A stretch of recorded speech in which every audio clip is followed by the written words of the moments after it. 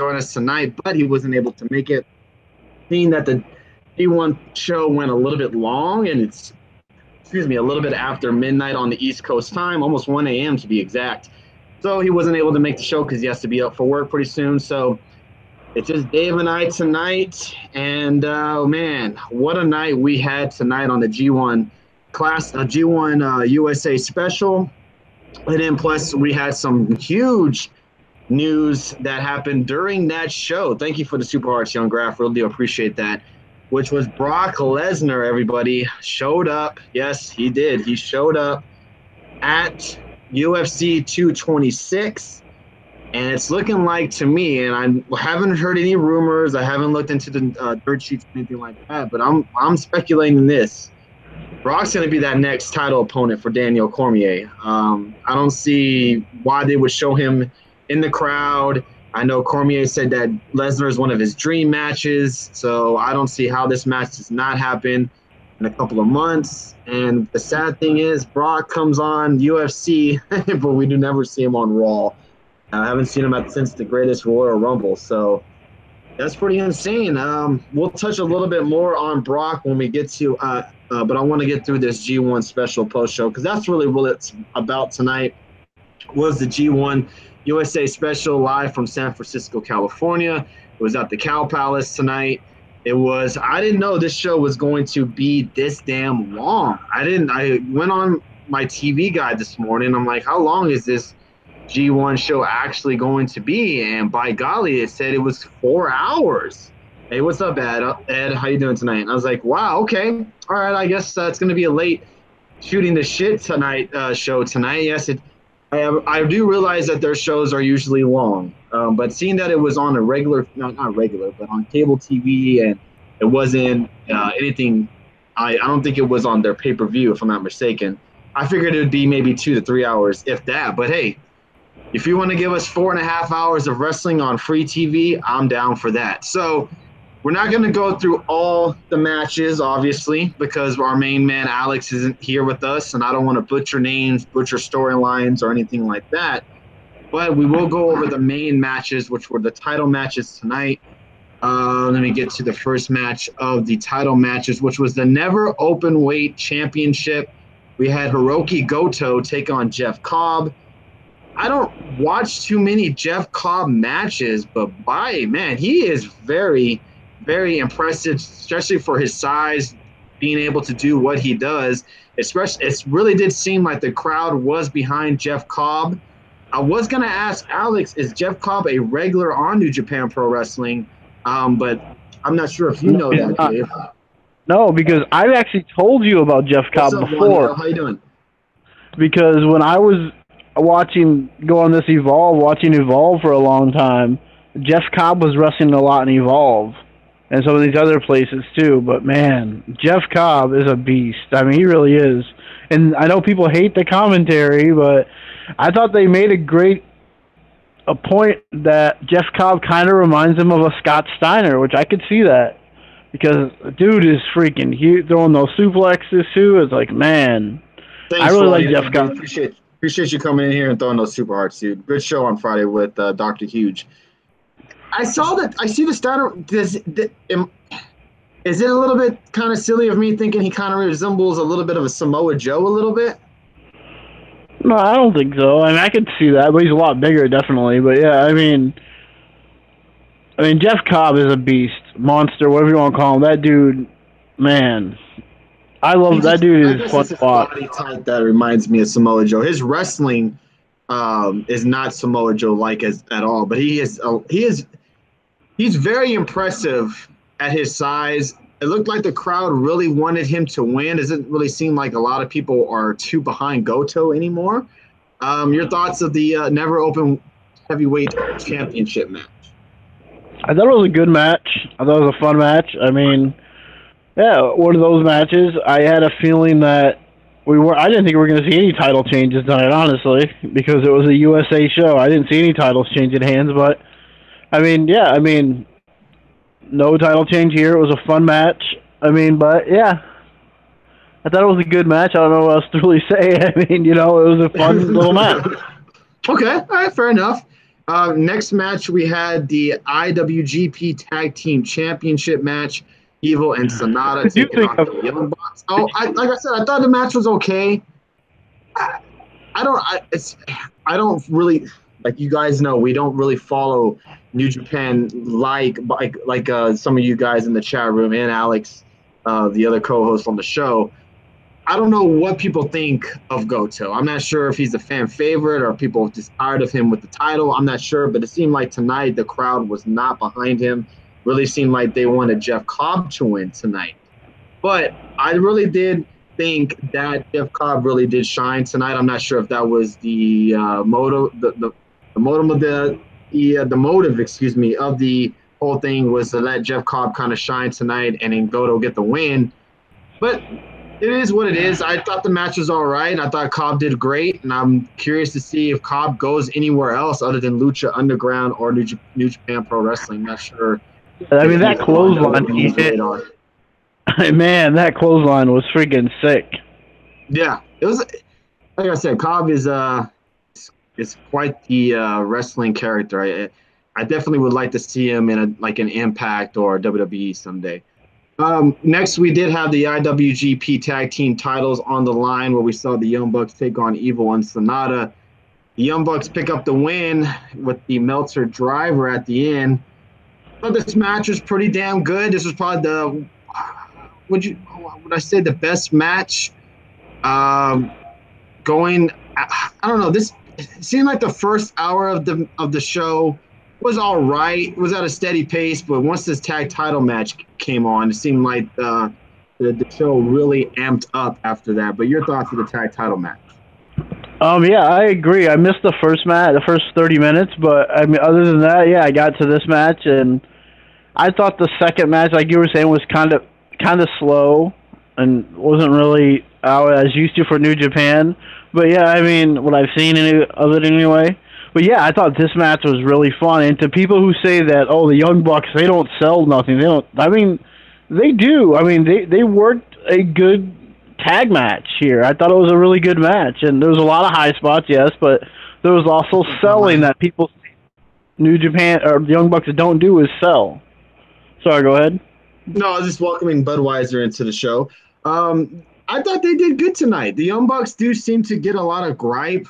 That seems to be the one thing the Young Bucks get a lot of gripe about is their selling. And the last couple of matches I've seen from the Young Bucks, I don't see any problems with them selling at all. It looks like they do a pretty good job in the ring. I don't really have a problem with their promos. It seems like they're an all-around pretty good damn tag team. I'm not really sure what the gripe is about the Young Bucks. Is it because they're the Hardy Boys, a lookalike kind of, or what's the gripe with the Young Bucks? I guess they're the spot monkeys. Is it because of the spot monkey kind of stuff? Yeah, I mean, but seriously, is there a better tag team right now? Now, hear me out, people. That does tag team maneuvers like this together out there that are a complete, like an actual classic tag team, like who do all these great tag team moves together, similar to how I'm not saying they're like the Rock and Roll Express, but I'm just saying how the Rock and Roll Express used to always do that double drop kick together. I mean, the Young Bucks are probably the best tag team in the world at doing tag team stuff moves together. I don't know. They could be the best tag team in the world, period. I don't know. But I think so. I think they are the best tag team in the world, period. And is there a better tag team in wrestling right now? Name one better tag team than them.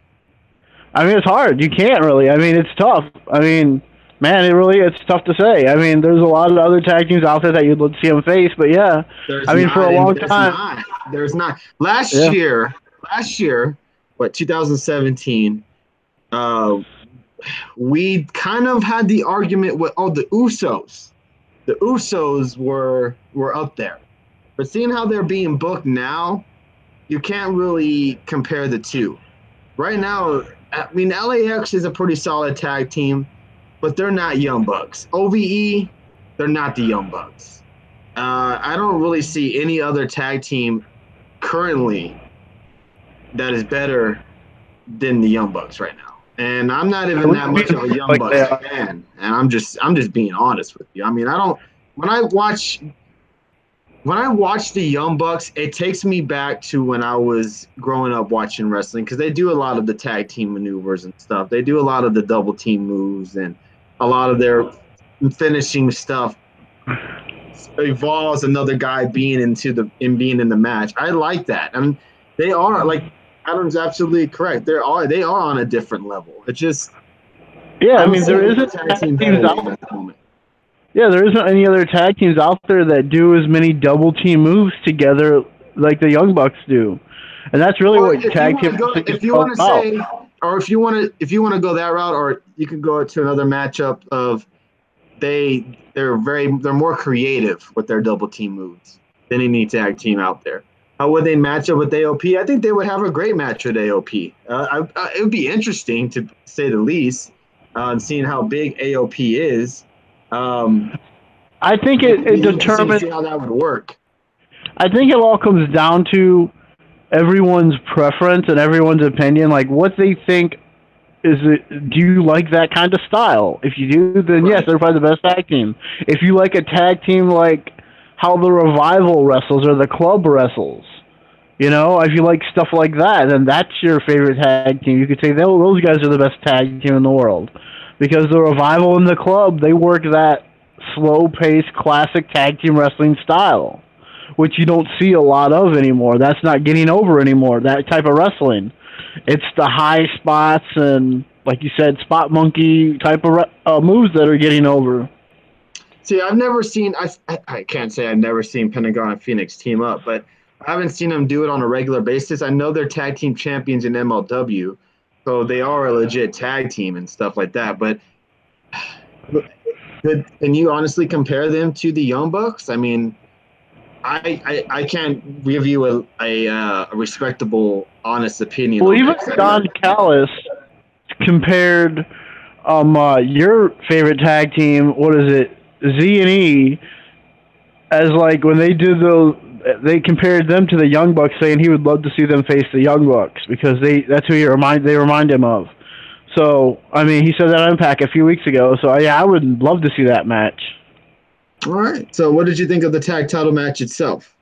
I thought it was really good. I mean, this match I enjoyed it. It was a lot of fast paced stuff and a lot of some submission move. It was fun. It was a fun match. I mean, it definitely woke me up a little bit. It was the most interesting match going in so far that I've seen.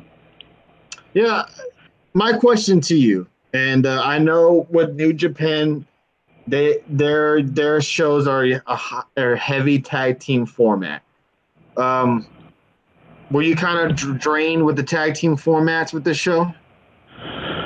Yeah, the I wasn't drained with them, but it seemed like there was a lot of them. Like okay, do we really need all this? And then I'm sure we'll get to the intermission thing, which is really odd. But yeah, I mean, and I was a little disappointed because I thought that no, we're not there yet, but that Okada and Naito tag match that they were involved in, that it was like kind of like that wasn't what I was expecting something a lot better and a lot longer, honestly. And kudos to Access TV. I mean, they didn't take no commercial breaks during the matches that I noticed at all. Hey, kudos to Access TV for everything. No commercial during the matches. They didn't held back on the cussing. I mean, you heard the F words flowing around. Oh yeah. You heard shit flung around. There was Well, no holding back tonight on that show. That was absolutely great. I don't think they meant for that to all happen, especially when Josh Barnett got up. But yeah, that Jim Ross spot was hilarious. Yeah, I'm gonna touch on a little bit on that Atom Bomb. I didn't see any of it, but I did see some of the highlights. Even though the cameraman missed a close fall, yeah, the cameras were a little bit spotty, a little bit, but I thought the tag match itself, like you're saying with the tag title match, it was good. You didn't expect the title change. I didn't think they were gonna lose either. But yeah, it was still a solid match, and it's crazy to think that Sonata was a former Impact wrestler, and look where he is now. Wow, I mean, it's just amazing to see that he was on the show one time. I'm sorry? Look at Okada. Yeah, Okada too. That's crazy. That is just insane to me. Different era, different times, of course, but man, that's just insane to me. Next we did have what was the next match? Oh, the next match was the IWGP Junior Heavyweight Championship match, which was Takahashi versus Dragon Lee. And we almost saw a death in this match, which was Takahashi almost landing on his neck. No, he did land on his neck. He landed, yeah, it was a very, I mean, he tried to frontwards and then landed right on top of his head. I was like, yeah, it was quite the crazy spot. If you haven't seen it, definitely go back. I'm sure there'll be a lot of gifs around Twitter. Crazy spot, crazy moment where we did see Takahashi almost get hurt pretty badly. But the match itself was pretty damn awesome. I haven't really seen much of Dragon Lee, and this guy was just all over the place. They didn't hold back at all in this match. I mean, the drop kicks, the stomps outside the ring. I mean, everything they did in this match was intense. Takahashi gets the win. He retains his title. And I think you would have to say so far this match right here was the match of the night. Yeah, I agree. I mean, this match was fun. I mean, wow, I'd never really seen Dragon Lee, I don't think, but I've heard a lot about him. So, I mean, and I knew the other guy. I see him wrestle a few times against Will Ospreay. But yeah, I mean, I know he was good too, and he's probably Natalia's favorite wrestler, but still. I mean, man, this match was fun. I mean, this was some crazy spots, and this really set the tone for the guardrail. It really did. I mean, the guardrail just came into play big time tonight. Yeah, the guardrail was relentless tonight. I mean, it was hurting people left and right. It was involved in quite a few matches, but this match right here was very, very awesome. I thought the match was I think this match was everything we thought it was going to be. And like Alex told me when we were chatting in the old message box, like he said, even on Twitter, to be ready for this match. It's going to blow you away. And definitely after this match, I thought this was match of the night by far. I see that I misspelled wrestling like a goddamn idiot in the title, so I'm thinking I might restart the show. So I'm going to restart the Periscope, guys. Bear with us on YouTube as well. I'm going to restart the show real quick. Give me 1 minute. I'm going to restart it because I'm a idiot and misspelled wrestling. I put wrestling or something. I can't even. I'm an idiot. I'll be right back, guys. Okay. I'm going to set it back up. I spelled wrestling wrong like a fool.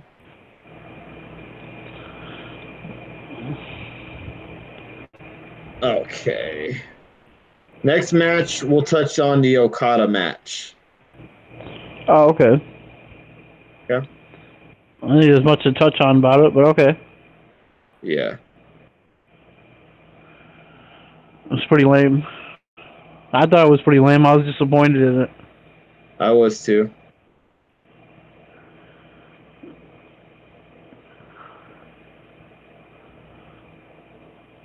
I did like the code breaker in the match, though.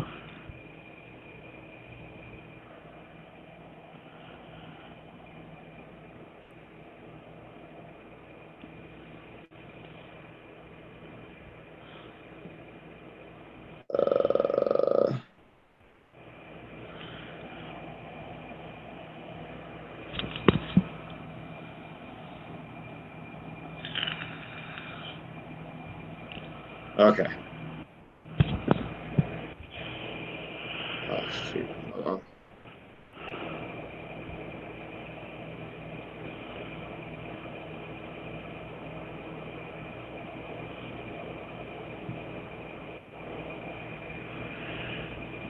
Hopefully we pick up the viewership again because we had a lot of viewership on that. Oh, we had like 300 viewers. I'm not even worried about the viewership. We started late tonight. We're not even starting at our usual time.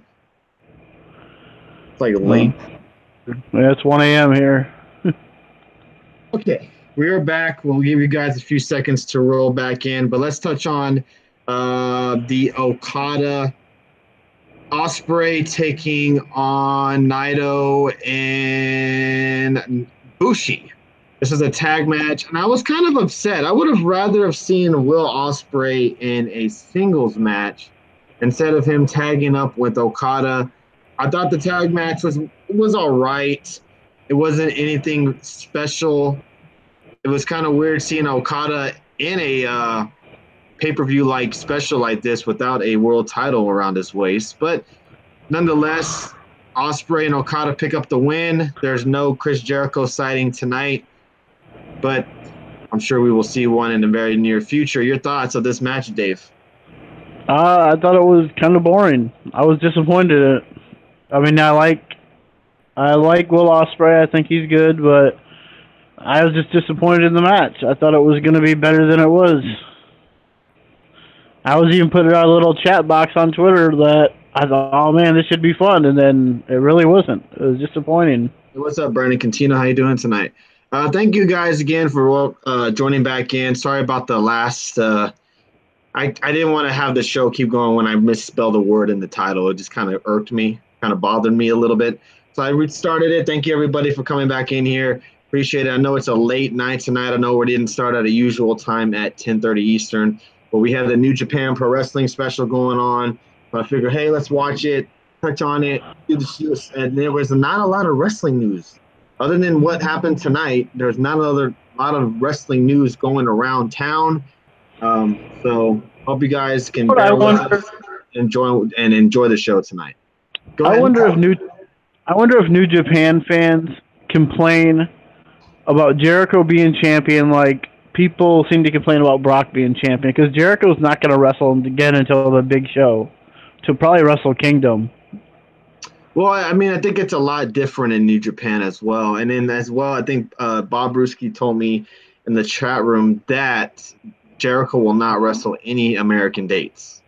So with New Japan Pro Wrestling. So Jericho did say that unless he was offered really big money. That's what he said. If he was offered, that's what he said in an interview. Jericho said, "I won't wrestle USA dates unless they want to pay me really big money." That's what he said. He said he's not going to go out there and just, if they want to pay me like big time money, I'll do it. But he did mention he doesn't want to do it for Vince because he don't want to do that to Vince. But if they're willing to offer a big payday to wrestle in the U.S., he'll do it. Okay, well, we'll see if that happens. The gripe about the match tonight between Dragon Lee and Takahashi before we move on was the spot where we saw them do these suplexes numerous times to each other, and I enjoyed the spot. I didn't think the match was bad. I didn't think the spot was bad. I didn't think any of that was bad. But I saw a lot of people kind of complaining that there were no selling. You know, I think the thing was, the great thing about these IW or the junior matches is that they never sell. It's always a no-sell fest. I didn't mind it. I didn't even think about it at the time until I started seeing the bickering over Twitter. What did you think? Now we're talking about the junior weight match, right, with Dragon Lee and them? Correct. Yeah. I noticed it. I mean, it's obvious what was going on there, but I mean, it's New Japan. They do this stuff all the time. So I mean, why are people complaining about it if you're watching it? I mean, you're watching the show. And that's so why are you complaining about it? That's the one thing I always see them gripe about. Is like they always gripe about, and it comes with the junior weights, that they never sell. It's always they never sell, they never sell, they never sell. But they throw out great matches, but they never sell. You know, that's the one thing they always say.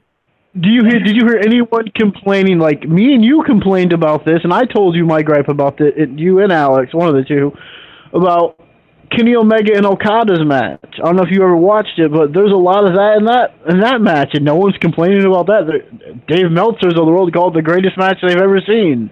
There was a lot of no selling in that match, a lot more than this. Right. I did see the announcement about Ronda Rousey being in the WWE 2K19 game. Should be a special bonus added to. I think if you reserve the game, I believe you get the special bonus Ronda Rousey. So if you're in the WWE 2K, that's something for you to look forward to. What's up, Dre? How you doing tonight, man? Again, thank you for dropping in. I know it's a late show tonight. I didn't expect to see a big outcome, but we got quite a few people in here tonight. So thank you for staying up late and joining us and talking New Japan Pro Wrestling and other wrestling related news. To be fair, people are used to being idiots We don't understand why it works. Exactly. I thought it worked. It didn't like. It wasn't like it was kind of like, all right, come on now. I disagree with that. Really?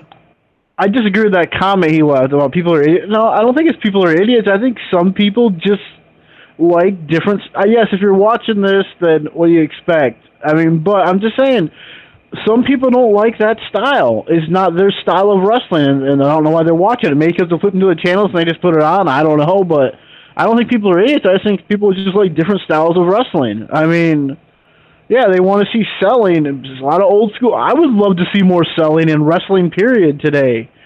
But there's not a lot of selling, period. Not just in New Japan, but in WWE as well. I don't mean just selling, like taking one move and fall down. I mean selling a body part, or some people do it too much. Rollins included. But I mean, I'm just saying. Oh, was that he shot at Rollins? His shot at Rollins. Yes, heard about Rey Mysterio as well. We'll touch on him. Well, yeah, I mean, I don't think people are idiots because they don't like the no selling. I don't like it either. I mean, I don't like a lot of like Okada and Omega. I hated it. Although super kick, get right up, another move, get right up. I hate that stuff. Lay down, let it sink in, let the moment happen. You don't got to go 150 miles an hour. That Adabom gets a correct point. And Alex made the same thing. He says, it's not like, I get not liking other styles, but people, it was basically what Alex said. If it was on a takeover, this spot happened at a takeover, people would be going insane.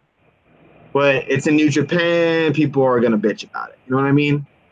And I can see what the comparison and his point is on that. It's fair to say that. Is it fair for people to be judging to judge it like that? No, it's not. But like I said, it is what it is. Luckily Cormier was fighting tonight because he was one of the ones who started this whole thing about New Japan. Because when the Young Bucks and all them at this one show where they all did like 5 drop kicks at once and they all fell down, and he tweeted out like, "Oh, this is stupid. This is wrestling." I mean, yeah. So I mean. Yeah, that went viral really quick when he tweeted that. But yeah, I mean, it's crazy. Hey, fair take. Yeah, I mean, all right, go ahead. No, I was going to touch on the next match, which was Jay White and Juice Robinson. And if you love storytelling, selling, and an all-around good match of its own, this was my match of the night, which was Jay White versus Juice Robinson. You all know, guys, I'm a big Jay White guy. This guy, to me, is Vince McMahon's. This is what Vince McMahon dreams of in Jay White. This Jay White is what Vince McMahon wants in the WWE. A tall, athletic guy who can go in the ring, who can promo, who can wrestle, who can sell, who can do all that. And that's Jay White. And Juice Robinson, too. I don't know why they made Juice Robinson who he was in NXT. It's crazy because this man has tons and tons of talent. I don't know what they didn't see in him at the time. Hopefully he'll get another shot. I'm not saying I want him to go there. He's doing great in New Japan Pro Wrestling, but I hope he is giving that another shot at least. But Jay's look isn't WWE like. No, not the look. No, I don't say that. The character, no. The Sling Blade character wouldn't probably slide in the WWE. But the way Jay White is built, and come on now, he's a 100 million times better Corbin. If you want to kind of like a similarity, like if you switch Corbin for Jay White, imagine what Jay White would be doing in Corbin's spot. Not the Constable bullshit, but actual Baron Corbin. You know what I mean? Like, I think he would do wonders for WWE. I don't want him to go there because he's doing fantastic in New Japan Pro. That's not saying much. I understand. No, because Baron Corbin, yeah, I get it. I gotcha. But the match itself was great. I was a little bit upset, of course, because Jay White lost. And but maybe that's, things are up and coming for him. Maybe he'll get a title shot down the line. But Juice Robinson is your new champion. The new IWGP US Championship. Let me be specific on that. I thought the match was great. Your thoughts, Dave? Yeah, this match, like you said, if you don't like the Young Bucks or even that the Dragon Lee match where there was a bunch of no-selling, a lot of high spots. I mean, really, if you look at it, tonight in New Japan gave you a little bit of everything. You got your high spots. I mean, you got your no-selling stuff. You got, and this match right here, I mean, it was a perfect match. And this match, even though people don't like his commentary, but I thought JR and them did a good job in this match on commentary. And the one-on-one matches, it's like the other matches that I don't think JR can keep up with the tag matches so much, but like these matches right here, I thought JR did good. I didn't mind the commentary, honestly. A lot of people were hating on the commentary tonight. I don't understand it because all right, continue. I'll get to my opinion about the commentary. Maybe we can, and we'll touch on everybody's in the chat room as well. But finish with your thoughts on the match. Yeah, the match I thought was really good. The spots into the barricade, which it led up, which you could see it coming because you could see Juice pull up one of the barricades because that was going to be used in the next spot when they supposedly hurt JR. Oh, that JR spot was fantastic. I laughed so hard when JR fell out of his chair. Josh Barnett gets up. Now, here's a question for everybody in the chat. I didn't see much of Josh Barnett when he actually wrestled. How was he in the ring? I don't know. Personally, I don't know, but that dude is big. So I didn't know he was that big. I wouldn't mess with Josh Barnett if my life depended on it. Like, I would never mess with him, but I never seen him wrestle in the ring. I was just curious to see how he did. Yeah, that would be freaking. I know he's Shayna Baszler. And I know I'm not sure if this is gonna lead up to anything. I'm not sure if it is. You would think they couldn't tease something like that and not have something come out of it. You would think. Supposedly he was pretty good. Never saw him though. UFC can have the boring, lazy cunt. Goddamn, he wrestled in Impact once. Really? See, I never seen him wrestle. That's why I'm curious to see how he did. But yeah, Jay White takes the loss. Juice Robinson wins. Now, a lot of people are hating on the commentary. Now, here's my 2 cents. It feels like, or it sounds like to me, that JR doesn't watch this product at all. At all. It seems like he kind of gets he learns about what's going on. Oh, that's right. I remember that now. Couple of weeks. It just feels like he doesn't really watch the product. Tony, I think you watched Josh Barnett wrestle before because he wrestled Lashley in Impact for a match. I can't remember, man. I just can't remember. Thank you for the super hearts, Young Graf. I appreciate that, man. Really do appreciate the super hearts tonight. It just feels like JR doesn't watch the product. Like if he went out tomorrow night or Monday night and did a commentary on Monday Night Raw, I'm sure it'll be a lot better than what we got tonight because he actually watches the product. Even an Impact show, I think he would do better. It seems like he has trouble saying the names. He has trouble saying the group names. It seems like sometimes he just, I don't know, man. It just doesn't come out as fluid as it once came out of JR. You know what I mean? I don't know if it's his age or what. Yeah, I don't know. I thought JR was good tonight. I didn't mind it at all. I mean, which is funny because when the news first broke, JR is going to be joining New Japan to cover the show for Access. I bet you more people started watching because of JR was going to be doing commentary again. And now that he's doing it, people want to, because they love biased Don Callis. I really don't like Don Callis on commentary, because all he is biased to Kenny Omega the whole freaking time you're watching it. It gets kind of annoying. And I don't think Don Callis is the greatest commentary since sliced bread. I just don't. I don't think he's bad on commentary. See, I haven't really I think he's fine on Impact. I haven't really heard him. Yeah, that's Impact. He's good. Yeah. Commentate a New Japan show. But he's so. Yeah, I know he is a Kenny Omega mark. I know he loves Kenny Omega. So I haven't really heard him really, commentate one of those shows. On Impact, I feel like he's fine as a commentator, but I can see where is he kind of like the Michael Cole of New Japan where it comes to Kenny Omega? Is that where it's like? Where Michael Cole was with the Miz at that one point, and now it's kind of that comparison? I just don't. I'm just not a huge Callis fan in Japan. I mean, even the Jericho matches, I get it. Him and Jericho are friends. But even Kenny, the whole time, he's like, get in there, Kenny, come on, Kenny, come on, come on, come on. It's like the whole time. It's kind of annoying.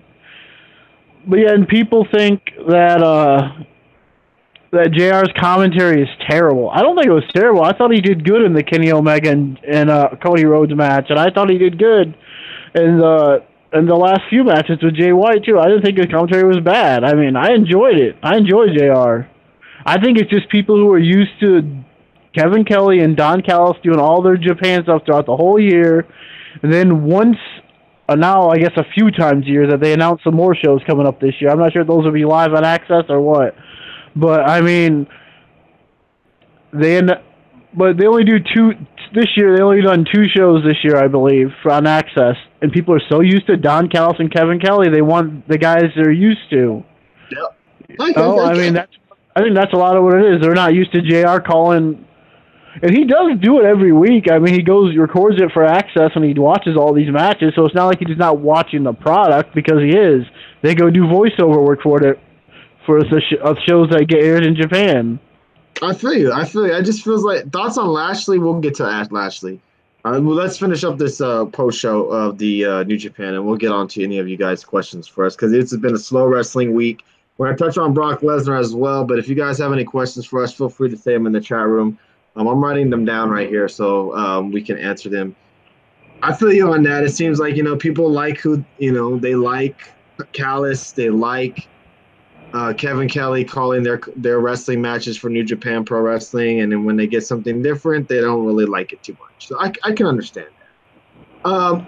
I had the poll question for the Juice and Jay White match, and 78% said that they loved the match. So props to Jay White and to Juice Robinson tonight. Let's go to the main event. Go ahead. Is that Juice White's finish, or Juice White? Juice Robinson's finisher? Like a roll-up? No, that's not his finisher, but that's how he's been winning matches lately, and that's how he said he was going to beat Jay White as well, was by a So I thought that was pretty good. I thought the match was really good. Match of the night. Definitely, I'm pretty sure we'll get the rematch down the line. Yep. And let's move to the main event, which we saw Kenny Omega take on Cody for the IWGP Heavyweight title. And this match was pretty good. Let's give a round of applause for Cody and Kenny Omega for bringing it tonight in the main event. They killed it. They killed it, absolutely. It was kind of weird to see them just kind of have like an hardcore match out of all of a sudden involved into the match, but I thought the match was really, really good. Kenny Omega takes the victory. After the match is where we saw things get very, very interesting, and that's when Tama Tonga and the rest of I'm not sure everybody who attacked Omega, but I'm going to say Tama Tonga and his family, because I think that's what most of it was. Ming Pingaku was also involved in the attack, and it seems like the Bullet Club is going to be separating. It looks like maybe we're going to have two different sides of the Bullet Club, because it's going to be.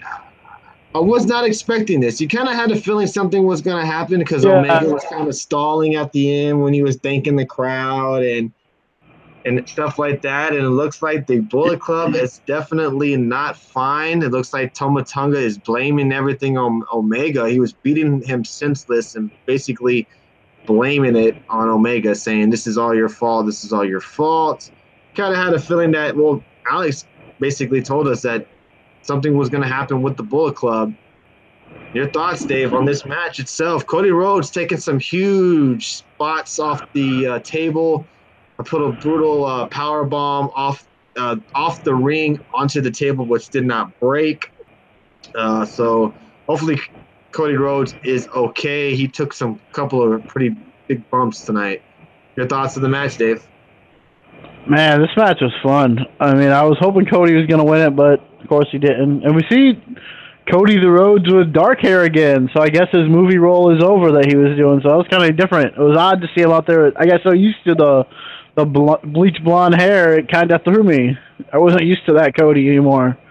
So, I mean, yeah, it threw me off for a bit. But, I mean, yeah, this match is fun. A lot of crazy spots. I mean, man. Hope Cody isn't injured because he looked like he might be injured or something after that. I mean, jeez. I mean, Tama Tonga versus Kenny Omega at All In. That's a possibility. That's Vince comes to you. It's the Universal title scene. Oh, wait, I got it. PW Universe. I'm sorry. Go ahead. And yeah, I mean that table power bomb that didn't break. I mean, jeez. I thought that was a gimmick table for sure because it had nothing on the bottom of it. So I was like, oh, this is gonna break easy. And then if you look at the replay, when they show the replay, you could see the leg bent, but the table didn't budge at all. Yeah, it was a rough spot. Seems like those tables don't break in New Japan Pro Wrestling. It's pretty interesting. Well, they weren't in New Japan. They were in the U.S. Yeah, I know, but I mean, it seems that in general, that New Japan Pro Wrestling tables don't break when they throw them through them, or at least try to. The stomp by Omega onto Cody was pretty nice as well. Yeah, I don't think Cody was free, but yeah. I mean, and then the spot we all thought was going to be when they were both going to go through that table through a ladder at first, and then they kind of gave you the little swerve where it was like, oh no, Cody suplexed them into the ring, so that was like, okay, that was nice. That was a nice little touch. I thought it was going to go the other way. But yeah, and then, man, the closing moments of this match, one of the closing moments, but I mean, when Cody finally hit the crossroads, not the cross rain, but crossroads, I mean, I thought he was going to win the title. I'm like, holy shit, and then boom. Yeah, but in the end, yeah, I mean, they did some good stuff with the Young Bucks out there trying to tell them both to stop doing all this. That was a nice little touch to the match. And this match, again, had some great storytelling to it right here. I mean, it wasn't there was a lot of big spots, yes, but it wasn't nothing crazy, I thought. But there were some crazy spots, so don't get me wrong. But, yeah, I mean, Kenny Omega winning, and then, like you said, at the end, we had all this. You knew something was going down. Okay, I was thinking, is Jericho just going to pop up and beat the crap out of Kenny Omega or something? I thought I was half thinking, like, are we going to see their match get set up for Wrestle Kingdom? That'd be awesome, but... Yeah, I mean, yeah, I didn't see when I seen King Haku out there, I'm like, oh, what's he doing? You know, it was, and then all of a sudden, like, okay, who attacked? And then it was the Tonga guys, and that other guy, I believe, is Barbarian's, like, nephew, or his son, maybe? Maybe it's Barbarian's son, or maybe it's both, maybe they're both Haku's son, I could be wrong. But maybe Barbarian doesn't have a son involved, because I thought they said something about that, but I could be wrong. So other people in the chat might know for sure, but were they both Haku's kids? His name's Tonga Loa Camacho in WWE. There you go. Interesting. Yeah, and them whole taking their shirts off and doing the whole, what was it? I can't think of firing squad or whatever it was called. Yeah, I think that's what the shirt said. And then yeah, they basically ran out and said that, hey, after Cody even came down, and everyone assumed Cody was going to beat the crap out of Kenny Omega, I'm guessing. Everyone thought that. Yeah, and then he did it. And then he got his ass kicked, too. And then at the very end, we see them all get up and all huddle around, like, hugging each other, basically. So... that version of the Bullet Club is all fine and back together. So you got to. The Elite is okay. The Elite is okay. The Elite is all right. Okay, it's the Elite. Okay. So I don't know different groups. Yeah, but I remember Alex and other people saying that with all this leader between Kenny and Cody, leader thing going back and forth, Alex has said this before that he thought Tonga, I don't want to say his name wrong, but. Yeah, I mean, was going to become the real leader of the Bullet Club. A lot of people were saying that. And they even walked out saying, this is the real Bullet Club. There is no leader. This is the Bullet Club. Yeah, so, I mean, have to break it off. I like that. Yeah.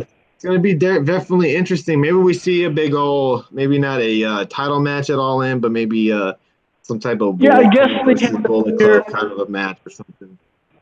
I guess you had to figure that they wanted to bring Cody back in full circle with this All-In thing coming in September, like, How are they all supposed to hate each other? And the Young Bucks and Cody are the one who started this. You know, that's what's kind of odd about it. How are you going to do that when they're trying to say break it off with each other? So yeah. I mean, yeah, but this is a fun ending show and a fun show. You knew something was coming at the end.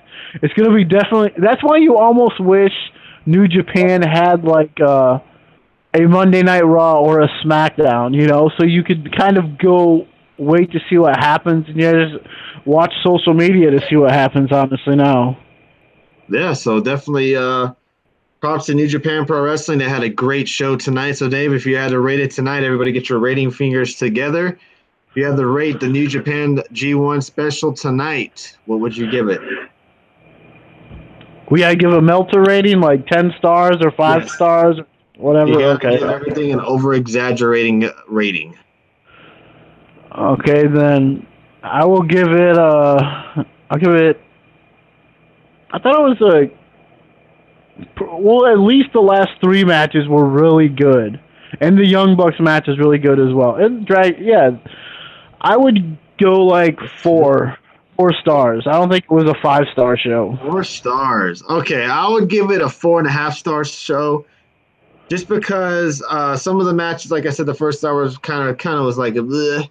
And then there's a fucking intermission. Like, what the hell? Yeah, that was pretty stupid. But other than that, I thought the show tonight was pretty damn solid. I'm looking forward to hopefully more to come in the future. And I can't wait to see what is next with the whole Bullet Club, Omega, Jay White, and Juice Robinson saga. So let's move on.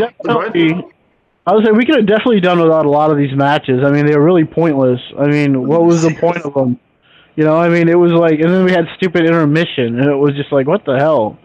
I mean, it was really kind of, And I mean, of course, I know it would have got 5 stars from both of us if it was in the Tokyo Dome, though. So, sorry, guys. Definitely. Sorry about that, yeah. All right, so does anybody know what happened 22 years ago today, everybody? Does anybody know what happened 22 years ago today? A very iconic. I know. Come on, everybody. I know you guys know it. Do we have to put it up on the TV screen here, everybody? Do we have to show you on the Titantron 2000? All right, the original. Here we go, everybody. This is what happened. Oh, wait. Oh. I got to turn the volume up, and it's not letting. There it goes. No. Oh, fail. Here it is, everybody.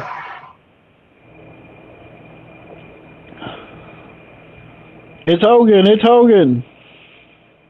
But whose side is he on? Oh my God!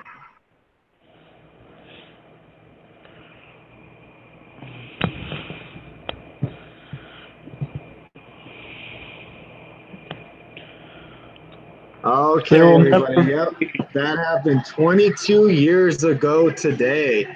Hulk Hogan is revealed as the 3rd man and joins the NWO. Nothing that big ever happened again. That was crazy, man. It's crazy to think that happened 22 years ago. That moment was the greatest moment that I remember. I remember ordering this pay-per-view and begging my parents to let me get this, and I was watching it. And you just didn't see it count. I was like, it was shocking. Did Bobby Heenan not kind of ruin it, though? No, he didn't. That was Bobby. Whose side is he on? Yeah, but Bobby Heenan always hated Hogan, even in the WE, or WF back then. He hated Hogan. He always never liked him. He said he was a turncoat. He said he was no good. That fit Bobby Heenan's character, I think, to think he probably thought Hogan was coming. Honestly, Bobby Heenan probably actually thought he was actually coming out there to help WCW. He didn't think he was going to turn heel. You know, that's what he probably always thought. I hope Bischoff, I'm not sure if he has already. I don't think he has. I hope they talk about the 94 Bash at the Beach. I'm not sure if he was behind creative at the time. 94. When was it? 94, 96, excuse me. I'm not sure if he was a real heavy around creative at the time, but I'm wondering how that actually went to play. Like, how it went. It was the first episode. Oh, was it? Then he must have talked about it. I don't remember. Yeah, because they talked about the creation of the NWO, and that was I like the first episode. I know the third man, Meltzer said it was Mabel and blah, blah, blah. I'm just curious at how it was moments before he went out there and then how it was after he went out there. That had to have been a crazy moment. But yeah, 22 years ago, the NWO was evolved and went on Hey, you to can do some say crazy stuff. someone just said the most overrated faction ever. I mean, you know what? You can say they got too big, yeah, but when Hulk Hogan joined them, that thing just blew up, and there has never been nothing that got that much heat and that much emotion from people since then. There isn't. There hasn't been no big storyline done since then that was that big. People It's were just throwing crazy how batteries hard. trash in the ring. No one does that anymore. And if they did, you'd get fired or get kicked out of the show. But I mean, at that moment when they were doing trash in the ring, I mean that was awesome. It's crazy how long ago though it was, and I can't believe it was 22 years ago. Man, it makes me That feel is so not. old. Makes me feel so old. All right, so he has some crazy news come down with Jay Lethal, excuse me, who is under investigation with ROH over some allegations thrown at him by Taylor Hendricks. If anybody doesn't know who Taylor Hendricks is, she's a former Impact wrestler. I believe she had a little stint in ROH as well. Not looking good for Jay Lethal at the moment. ROH has issued the following statement in response to the allegation made by Taylor Hendricks that Jay Lethal told her she was taken off ROH TV because she wouldn't sleep with him. We take these matters very seriously and will be investigating this situation thoroughly, reviewing all evidence related to the matter. Ring of Honor strives to provide an environment and workplace where male and female wrestlers are free from any misconduct or abuse. We will take appropriate action upon the conclusion of our findings. Hendricks first tweeted in response to another tweet about Lethal, the dude you're standing up for is the same dude that told me because I didn't sleep with him, they sabotaged me and took me off TV. That being the almighty Jay. That's some huge allegations thrown at Jay Lethal. She then issued a following statement saying, I know this is going to be on wrestling sites. My name is Taylor, and this is my statement. Attorneys on my behalf have ongoing investigation. I know I'm not the only one, and people that have known of this investigation have been supportive. I'll continue to fight for what's right. Let the hate roll in. Doesn't change what happened. I came forward privately long ago, and now it's public. If I stay silent, I'll be part of the problem. I can't live with that. I'll fight for what's right. Threatening me and supposed burned bridges changes nothing. Let the hate roll in. Hendrick also said that Impact took her off TV for being too large. Really? Okay, so now she's just throwing allegations everywhere. Hey, that's better than to get accused of sleeping with them. We'll take that. Yeah. I don't know if you have really any thoughts on the matter. But your opinions on this situation. I did hear about this a few days ago where I seen her. I follow her on Twitter. I'm a fan of hers. So yeah, I mean, is it? I mean, we see not just now, but we see a lot going on right now in the world. This is outside of wrestling. We see this big Me Too movement going, and a lot of women and men coming forward about how they were put in these situations like this. I mean, it goes back to a Netflix show recently where I can't think of his name now, but he was fired from the ranch because he was accused of raping people when they were on a show together. When they were on, and they fired him right away. I mean, even well, anyway, I'm back to Jay Lethal show. I mean, man, if it's true, it sucks. It wouldn't shock me if it was true, though. I mean, would this surprise anybody that this was happening in wrestling? I mean, it's coming forward everywhere else. It wouldn't surprise me at all. Hell, I'm surprised Vince McMahon hasn't been accused of stuff going forward, honestly. To me, I get it. It was probably done in a private situation. It's just kind of funny that now all of a sudden he wins the ROH World Title and then she wants to call him out on the matter. Like really, well, this is a private matter being situated privately, and then he wins the title and then she calls him out on it. Well, I think she was responding to a fan or something about something before then. She Right, didn't but bring it up. I don't. she went out of her way to say that Oh, about okay. him, though. It wasn't brought up to her. It wasn't like someone added her and said, "Look at Jay Leto, what he's doing now," or anything like that. It was her Well, yeah. responding Well, to she a said. fan saying, "You like him, Well, but this is what he did to me." So, yeah. Well, that her type of first thing. tweet about that, I believe, was, yeah. Who do you think people were watching? The stupid idiot with a book, or the guy? No offense, Jay. I think she said that one guy who won one world title and was TV champion. Well, then someone said a two-time TV champion or whatever. I think, or a two-time world champion now. And she said something. Oh yeah, well the guy you're sticking up for had me taken off, and it doesn't think he could have her taken off TV. So that's to me, it was more of a shot at ROH than anything. That they took her off TV because she wouldn't sleep with him. That's what it seemed like to me. But I mean, hey, if it's, I don't know, just like with this whole Enzo thing, we never knew if it was true or not. So I mean, it's completely different situations, obviously. But I It's mean, really tough to comment on because we don't want to say that she's lying, and we don't want to really accuse Jay Lethal of it. All we know is that she's made accusations, and to me, he's not guilty, and you want to say guilty and proven innocent. I don't know if you want to go that route with him. I think right now he's not guilty until he's proven guilty, and yeah, but now his reputation. I mean, it doesn't matter if reputation's he's been harmed. innocent or Yes, not. definitely. Oh, of course, and that's why I'm saying that's why it's just to me it's just interesting timing. This guy wins the championship. He's going to be recognized a lot more, and then she throws shade on him right after he wins the I mean, title. we never know. And someone said, "Show proof if you have it." I mean, what is she gonna do? Say that it's just her word against his? I mean, that's all it is.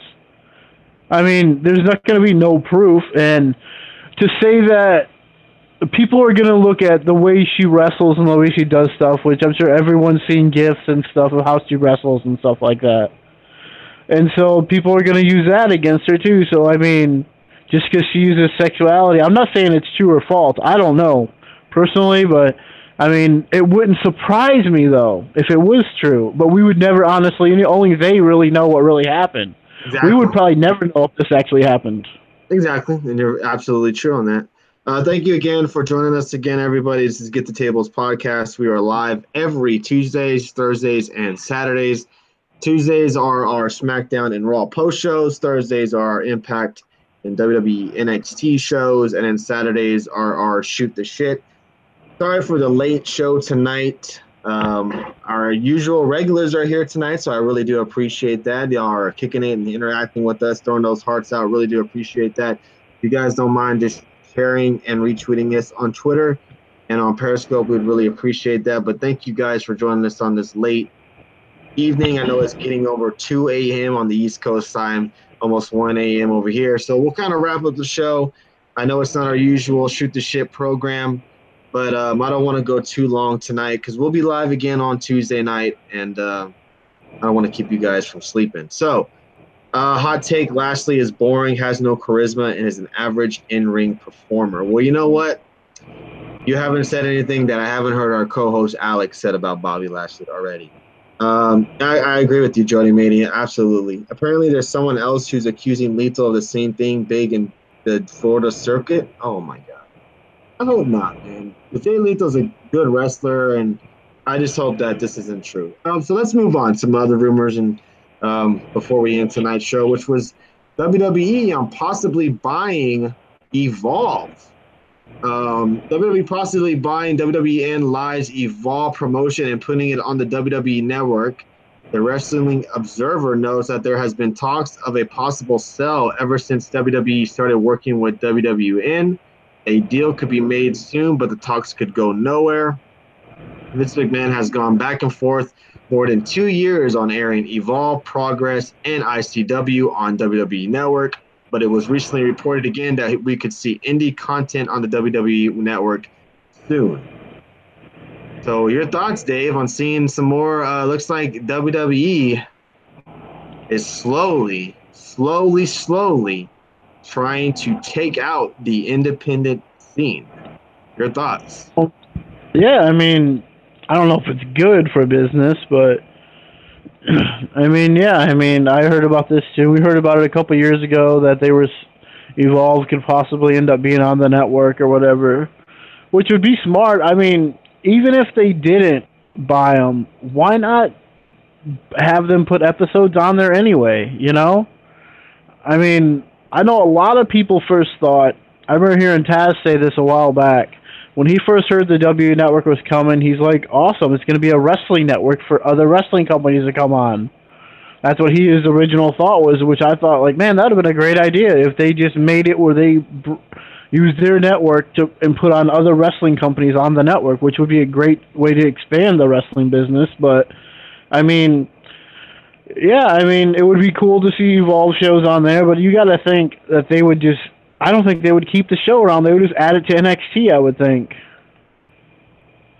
It's just interesting that WWE is definitely. Do you want to you? We all say that there's no competition, but in reality, there is competition. It's just not on the same level as it once was. And WWE sees it. They see that when they go to other shows or other cities and stuff like that, that they're getting outdrawn by other shows, and other people are getting tired of what they're seeing on their. And I think it's more of Triple H. I don't think Triple H is probably trying to go out there and take out the indie scene, but by God, I mean, 10 years from now, will the independent scene be what it is now? I don't think so.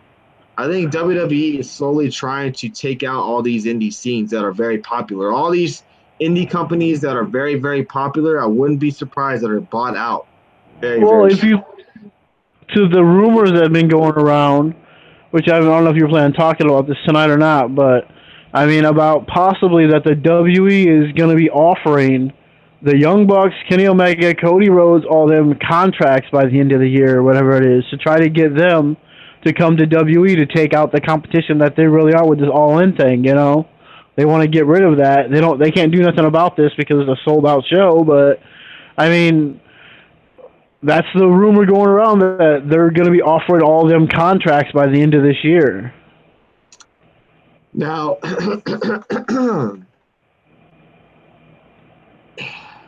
if you're Omega, I mean, if you're Omega, do you take that contract that they throw at you?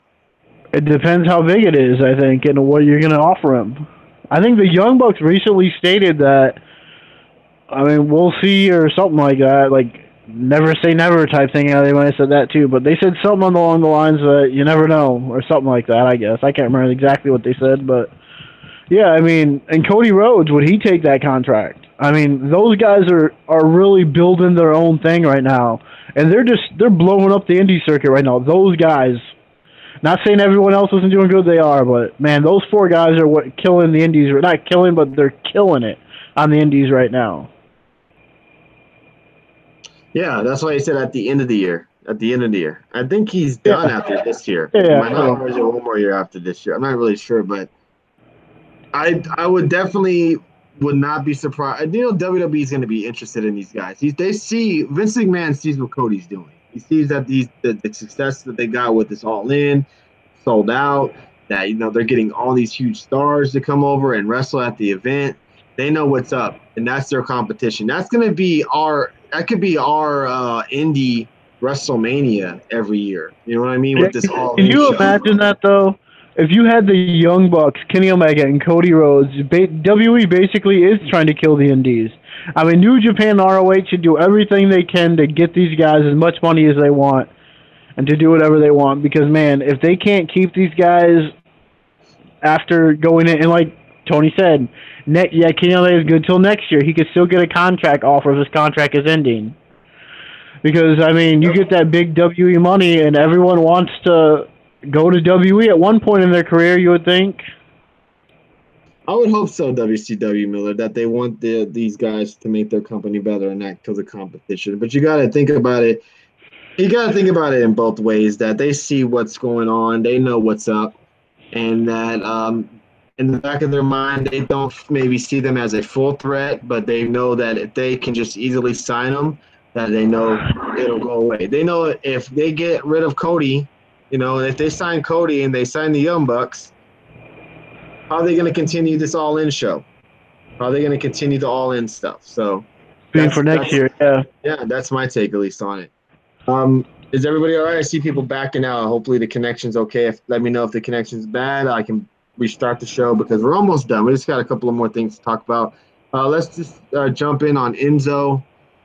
Crazy stuff with Enzo. It's well known that WWE officials were not aware of the rape allegations against former WWE Cruiserweight champion Enzo until January of this year, once the media reached out to them for comments once the allegations went viral.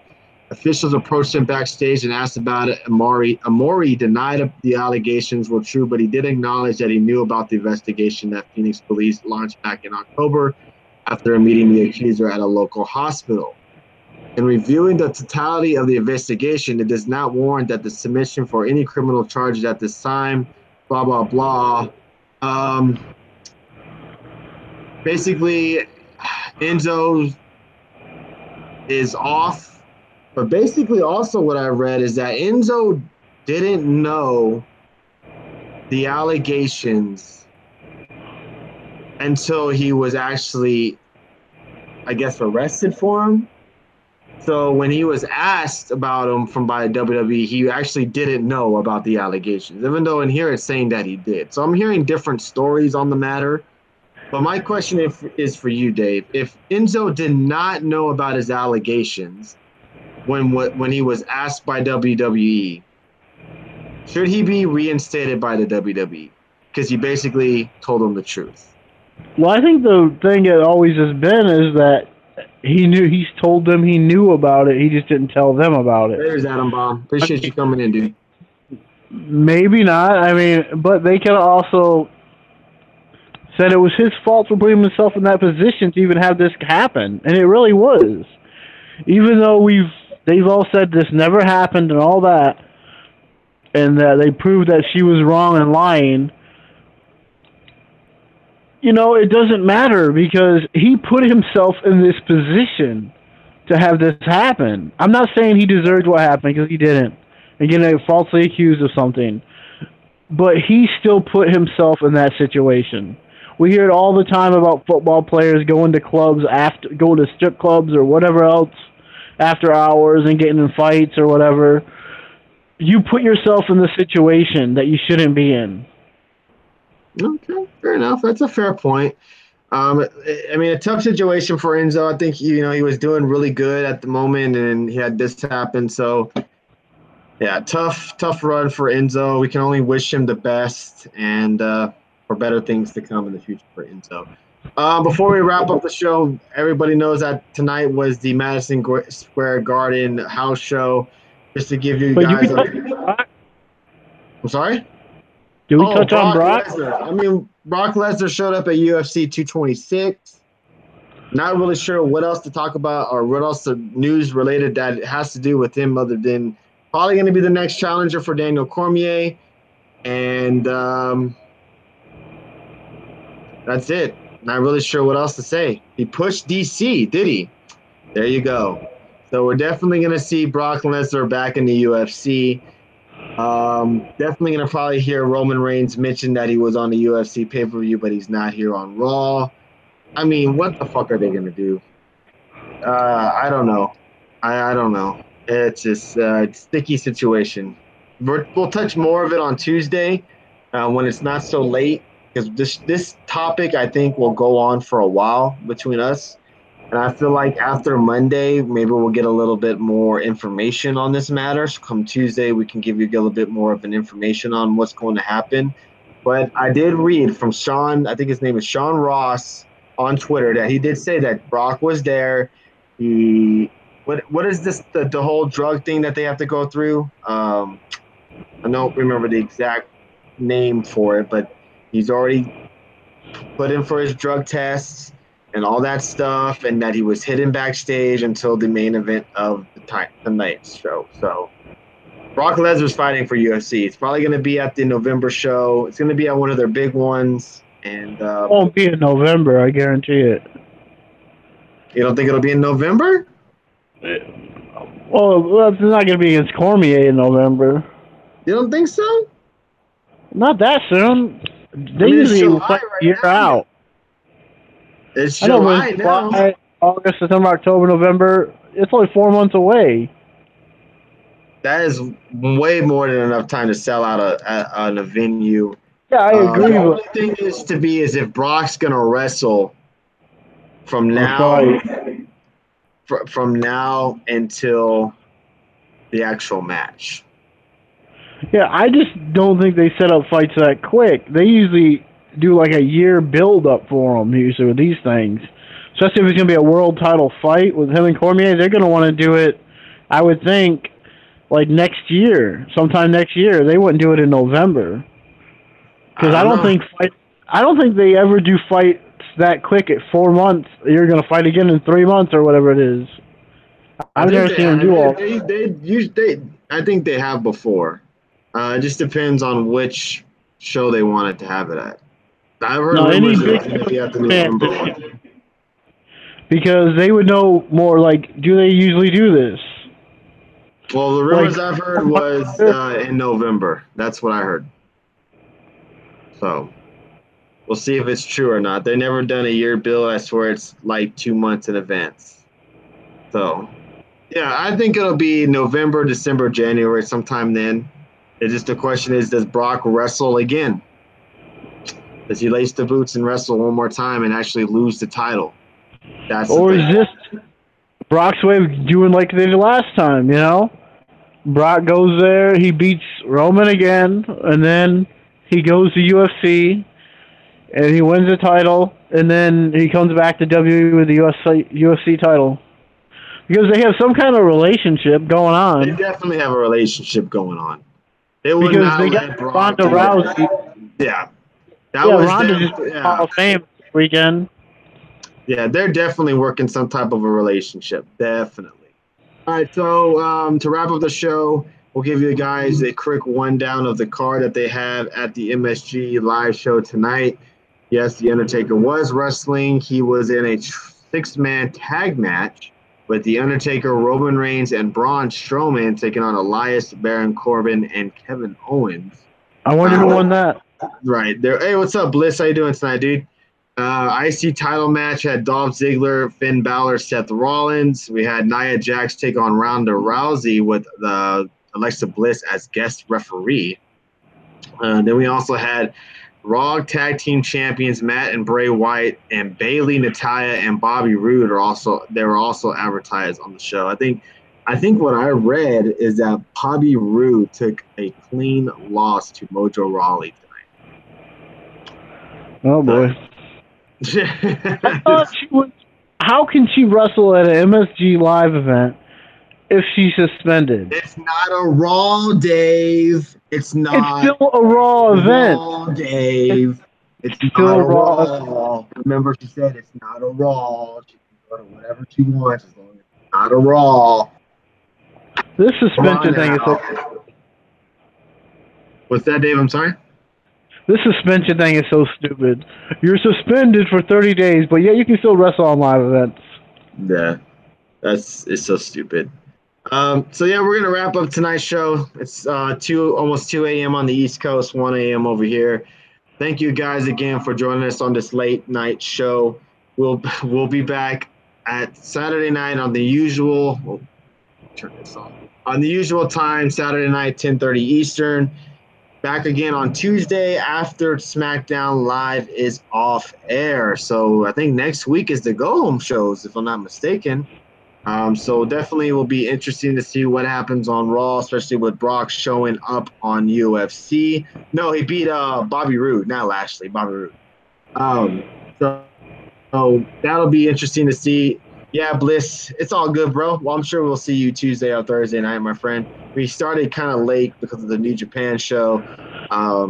Touched on that, touched on a little bit of other things, but it was definitely a kind of a slow week in the rumor section of wrestling this week. Usually we go over a lot of rumors and stuff like that, but not very much news to touch on. I mean, who wants to touch on Raw or SmackDown from this past week? I don't think either one of us do. And we touched on a good show tonight, and then we touched on a little bit other news related to wrestling. So thank you, everybody, for joining us. I know it was late, so only a few people joined us tonight. Well, we actually had over 300 viewers, so I think that's pretty solid for starting at almost past midnight. Yeah, WC Miller, Young Graf, Adam Awesome, Mr. Andre. We had Bobaruski, J-Lo, Peck and Rod, Jody Mania, and then Adam Bomb was in here earlier. Bliss, everybody was in here earlier. Thank you guys for the support. Thank you for the super hard shot drop tonight. We're almost at super broadcast status. I think we're like almost 80,000 super hearts away. So we're almost there. So thank you guys again for all the support. We'll be back again with you guys live Tuesday night after SmackDown is over. And that's about it, everybody. Dave, any last thoughts before we end tonight's show? Well, we had a good show tonight, so hopefully Raw can't be too much worse on Monday. But man, I don't know. Maybe it can be. Thank you, jeez. Yeah. Well, next week, like I said, it's the go home show. Thanks, bro. Oh, Browser Boy. No problem, man. Have a good one, dude. Like I said, next week we'll be live. It should be the go home show, and then after that we have Extreme Rules. Yeah, next 2 weekends, dude. This weekend. Started tonight. We had the G1 from New Japan, and then next week we have Extreme Rules next weekend, and then the following weekend we have Impact Wrestling. You know how WWE's in. Look at this. Spotted Universal Champion Brock Lesnar was cage shy for WWE's 226 heavyweight title fight between Mikochik and Cormier. Yeah, WWE and UFC are hand in hand, no doubt. All right, guys, you guys have a great one. That's going to wrap up tonight's show. We'll touch more on Brock on Tuesday night. Thank you, everybody, for joining us tonight, and we will see you Tuesday night, everybody. Thanks. All right, good show. I didn't want to go